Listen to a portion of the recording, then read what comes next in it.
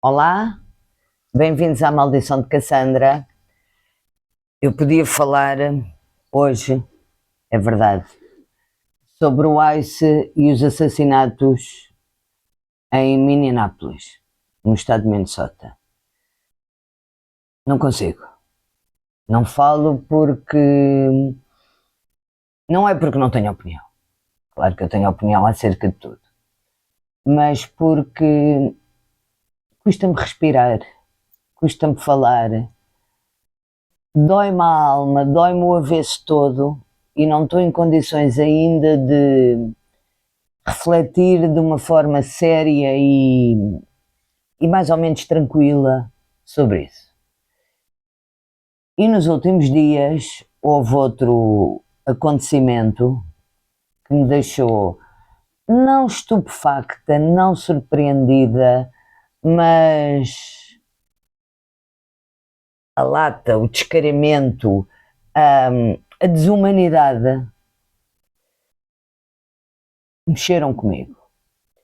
E estou a falar do Conselho para a Paz,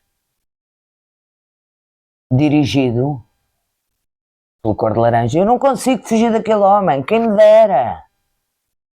Eu acho que só vamos conseguir fugir dele no dia que inevitavelmente chegará, isto não é, em que o homem fique 7 palmos abaixo de terra. Que, aliás, é um dia que chega para todos. Resta saber que mal é que ele vai provocar até que esse dia ocorra. O Conselho para a Paz faz-me lembrar um clube com muitos quando se juntam aqueles engatatões velhos que tiveram os seus dias, mas que já lá vão há muitos anos, mas que ainda acham que são novatos e que ainda conseguem arrebatar algum coração feminino,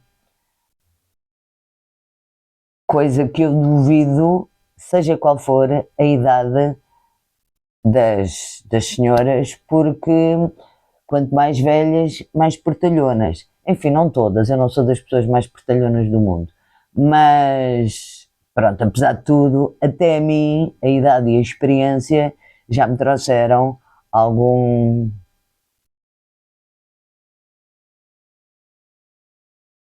sei lá, alguma outra forma de estar. Pronto. Ahm, Coisa que eu muito agradeço, diga-se de passagem. E juntaram-se todos o meu caderninho que já houve quem me dissesse quando é que tu mostras o caderno. Nunca, jamais. Juntaram-se todos sob a égide do Cor de Laranja, foram feitos convites a vários países, alguns responderam liminarmente na Way e houve outros que responderam que sim, com a módica joia de inscrição de US$ 1.000 milhões. Afinal de contas, eu não tinha ouvido bem, tinha ouvido mal. Então, isto é mais ou menos o clube da falta de testosterona, porque os líderes destes países, coitados, não é? E, aliás, eu acho que eles gostam mais de poder do que propriamente do belo sexo. Não digo o sexo fraco, porque as mulheres nunca na vida foram sexo fraco. Às vezes fingimos. E então juntaram-se todos com o pagamento dessa módica quantia, que irá toda para uma determinada conta bancária indicada pelo Cor de Laranja e que ele poderá movimentar de forma discricionária, ou seja, a gente já está a ver onde é que vai parar a discricionariedade. Ou ao bolso direito, ou ao bolso esquerdo, ou a ambos. Pronto. Que aquele homem tem uma ganância. É uma coisa. É um case study. O Conselho para a Paz inicialmente era para mediar e resolver o problema entre Israel e a Palestina, mais especificamente Gaza, que continua a ser bombardeado, e a Cisjordânia também. Ou seja, nós sabemos, com esta história do ICE e do Irão e tudo o que a acontecer, até certo ponto, a questão da Palestina ficou relegada para segundo plano, mas nós todos, infelizmente e com grande desgosto e pena e dor, sabemos como é que vai acabar. Ou seja, a Palestina, seja a Cisjordânia, seja Gaza, vai acabar. Vão se tornar um povo sem Estado, tal como acontece com os curdos. Um povo sem pátria. Tal como os judeus também já foram um povo sem pátria. É inacreditável como a história às vezes rima. Voltando a este conselho para a paz, antes que eu me disperse muito, o que é muito fácil de acontecer, desses 23, tendo em conta que as poucas democracias do mundo disseram todas liminarmente que não, então isto é mais ou menos um clube de malfeitores. A Arménia, a Arábia Saudita, uma democracia pipilante, a Argentina, o Azerbaijão, o Bahrein, a Bielorrússia. Então o seu líder, o Lukashenko, é com certeza um garanhão com a testosterona pipilante. Basta olhar para ele para a gente perceber logo. Eu nem sei se o homem é casado ou não, mas coitada da senhora se assim for. A Bulgária, o Catar, o Cazaquistão, os Emirados Árabes Unidos, a Hungria, a Indonésia, o Kosovo, Marrocos, etc, etc. O Paraguai, outro exemplo de democracia.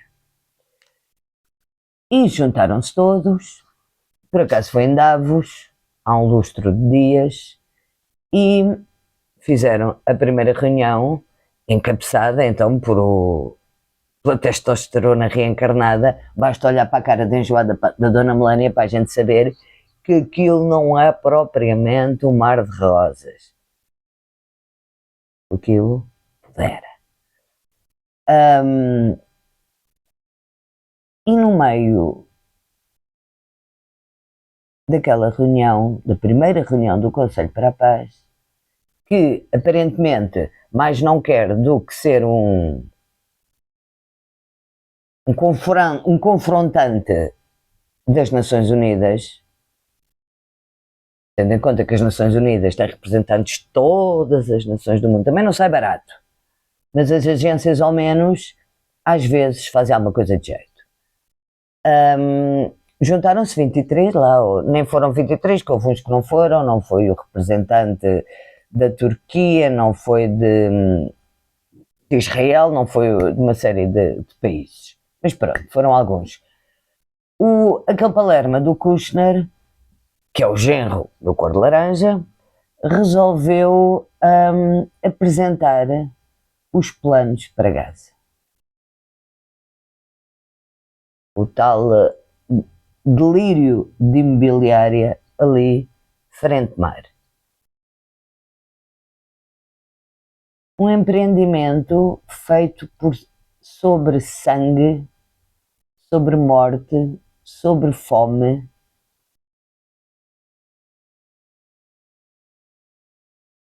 Como dizia um amigo meu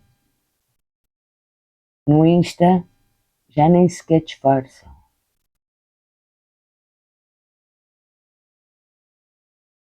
Eu fiquei não fiquei surpreendida, como disse ao princípio, mas fiquei, a lata, o descaramento é tal que me chocou profundamente. Há mães que ainda choram filhos, há pessoas nos hospitais a serem sem qualquer tipo de analgésico ou de sedativo. O inverno foi horrível. A ajuda humanitária e a comida não chegam bem. Só agora é que estão a pensar ou a equacionar a reabrir a fronteira de Rafah, que não sei também para o que é que vai servir, porque o Egito deve estar com 5 pés atrás, porque o Hamas é a Irmandade Muçulmana e o Egito foge da Irmandade Muçulmana, como o diabo foge da cruz, ou os vampiros fogem do crucifixo e da réstia de alhos.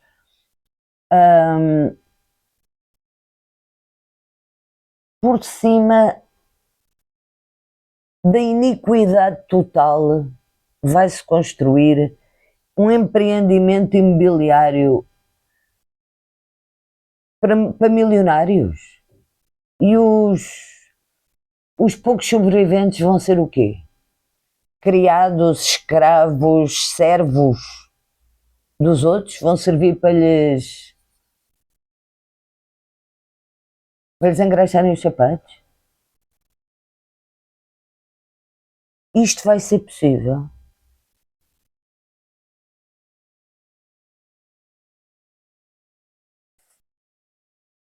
Isto chega a ser mais grave do que o Holocausto.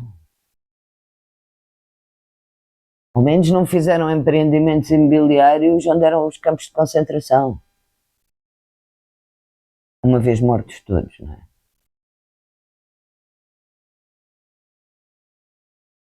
Honestamente, isto provoca-me uma agonia tão grande, tão grande, tão grande. E quando a comunidade internacional assiste impávida e atónita, sem nada fazer a isto, e agora uma coisa é certa, agora é que eu tenho a certeza que o Barghouti nunca será libertado. Barghouti vai morrer numa prisão mais tarde ou mais cedo.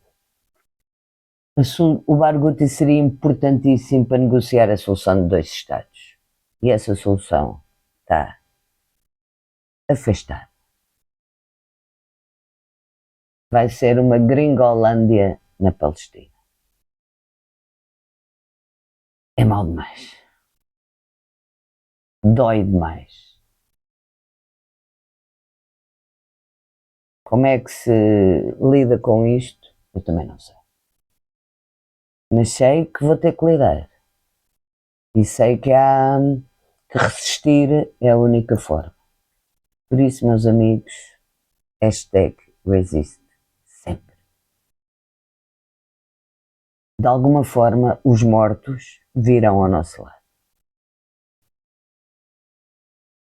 Posto isto, se gostam da maldição de Cassandra, please, please, please, please, please, continuem a visualizar, a subscrever, a comentar, a partilhar, a dar-me sugestões, vamos continuar a crescer. De alguma forma eu acho que isso é importante. É breve.